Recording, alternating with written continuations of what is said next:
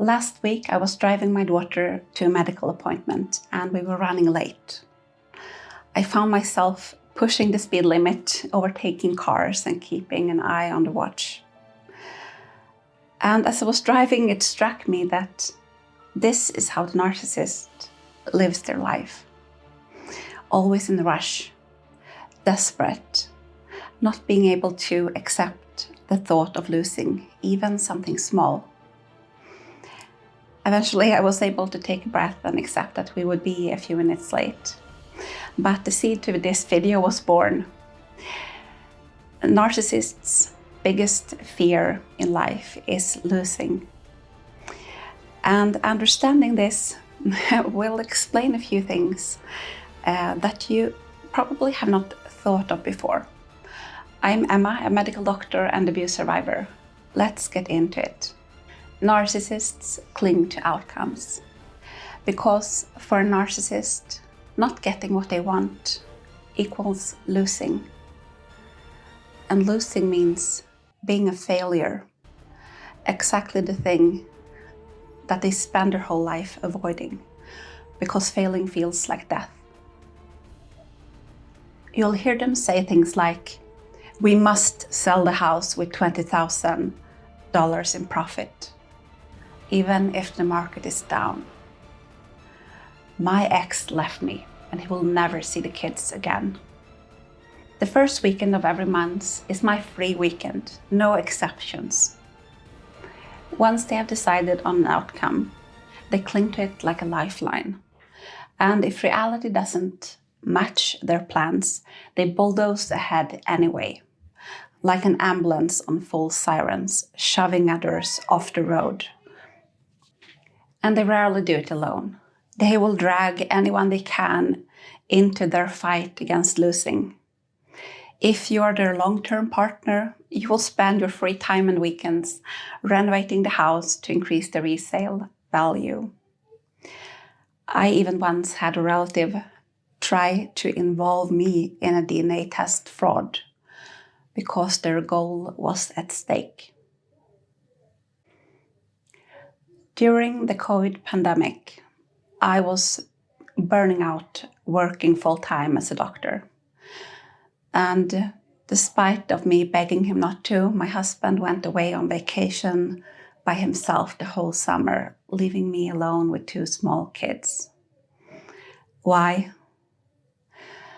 Because to him, losing his freedom was worse than me collapsing.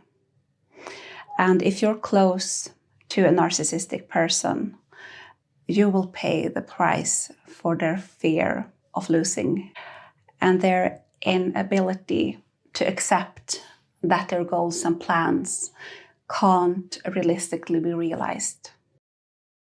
The narcissist's entitlement tells them that they deserve to win. There is no room for compromise or realistic goals. They feel special. Their fantasies tell them that they are destined for success, wealth, and acknowledgements. And their immaturity makes them feel that the world should bend to their will. To lose when they have set a goal, that would equal to admit that they are not special. And to them, it would be a huge blow to their self-esteem. Narcissists rage at obstacles. If you try to reason with them or try to make them reach a compromise, they will see you as obstructing them. And that triggers rage. Sometimes all you will see is a flash of irritation, but it could also be a full-blown narcissistic rage. But underneath, it's always the same. The terror of losing control, losing status, losing face. Narcissists are afraid. Deep down, it's not arrogance that drives them, it's fear. Fear that if they don't get what they want, they will be left with nothing. Fear that if they're not a success, they will be a failure. You could almost pity them if the solution wasn't to trample everyone else to stay afloat. And there is one more nuance to this. Often your hurt is not only the unfortunate consequence of them pushing forward to their goal and never minding the consequences to others. Very often, hurting you is the win. Putting you down makes them feel taller. Ignoring you makes them feel powerful, and humiliating you makes them feel superior. And for the more malignant ones, there is often also a sadistic streak where they actually enjoy inflicting emotional or physical strain on you. And this gives them a power rush, and they actually like the cruelty and the pain that they cause you. If you've heard survivors talk about the smirk when they are in pain, this is often what is happening. And this is actually like the last drop or the last piece of the puzzle for me when everything fell into place. When I saw my ex-husband smirk as he was telling me that he would use the money for selling my car for something else. So I would be stuck using the bus to drop the kids up at school and go to work while working full time. And I'd been doing that for 6 months, and I was near a breaking point. And when I told him that this will be very hard for me, he smiled.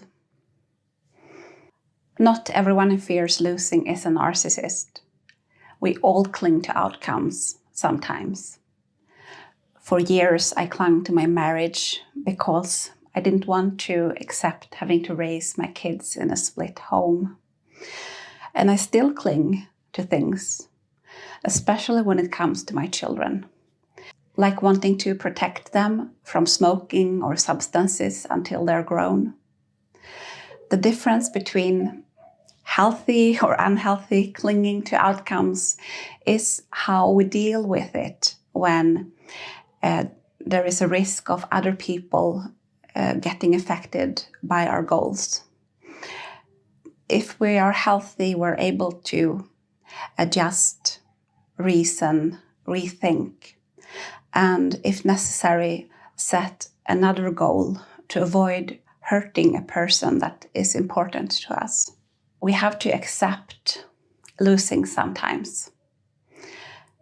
Narcissists, on the other hand, when they sense that they might lose, they demand more, bulldoze, and manipulate more. And yes, even healthy people sometimes cling for ego-driven reasons.